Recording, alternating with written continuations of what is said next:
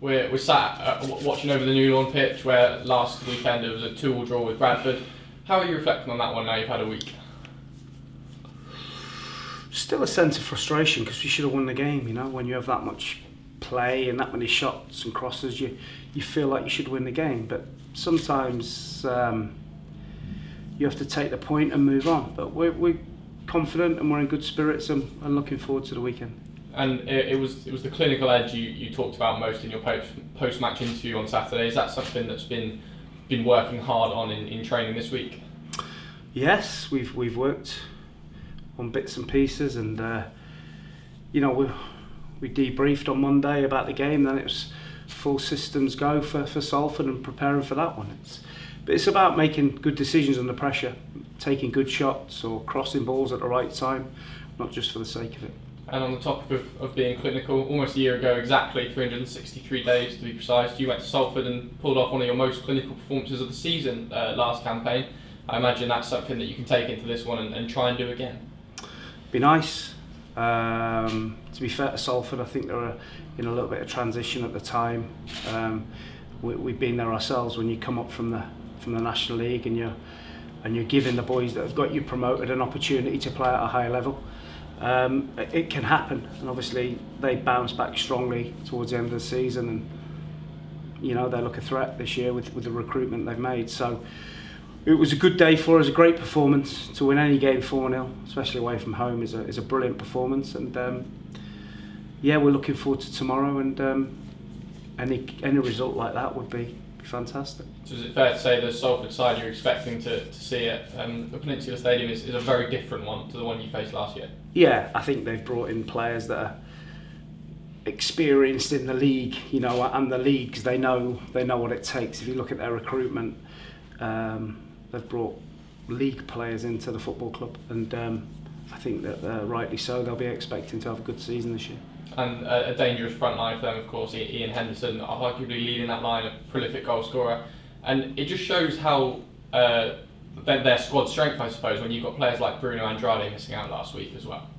Yeah, they've got some really good forwards. You look, Ian Henderson playing just in behind Tom Elliott and Asante. Tom Elliott was outstanding, last week, and he's a big part of what they do.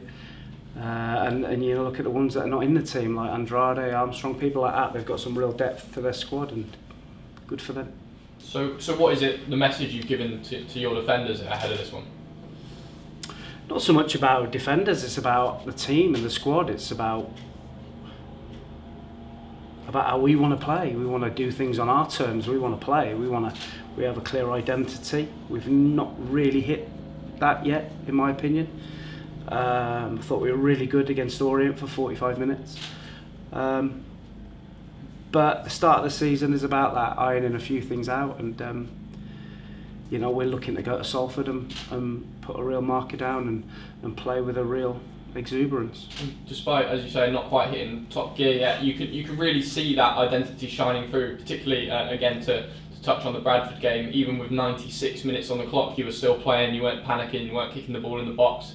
That's what you want to see from your squad, isn't it? Sticking through and following the style all the way to the end. Yeah, we have a way that we want to play, but we also want to be productive. If the right decision is to hit Jamil Matt from 50 yards away and he can nod it down to Aaron Collins, then let's do that. But if the box is crowded and Bradford have 9 players in the 6-yard box, then we have to work around the outside of that and try and pull them about. So it's about making good decisions, and not about the right way or the wrong way. It's about making the right decision at the right time. And those key decisions are important all over the pitch, aren't they? They're what wins you game, particularly at this level. Of course, it's how you evolve. As you bring better players in that make better decisions. The difference, in my opinion, between each league is the higher you go, the better decisions those players make, and that's why the boys at the top of the tree more often not make the right decision. And do you ever look at those players and guide your players to watch them and say, these are the top players, look at the decisions they make and how they do it, and this is where we want to be? Yeah, we can certainly aspire to be world class or top class. We can certainly aspire to be that, and everything we do should be world class or as good as we can be, and that's our message. And whether it's a warm-up, whether it's a possession, whether it's shooting, be world-class, be top class at every little thing you do. And going back to Salford, obviously that's something you want to implement for 90 minutes, that top class performance, well, more than 90 minutes I suppose, from the moment they step off the coach.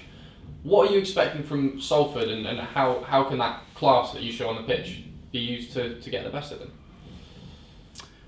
Well, I think Salford will be full of optimism and positivity after winning away at Grimsby 4-0.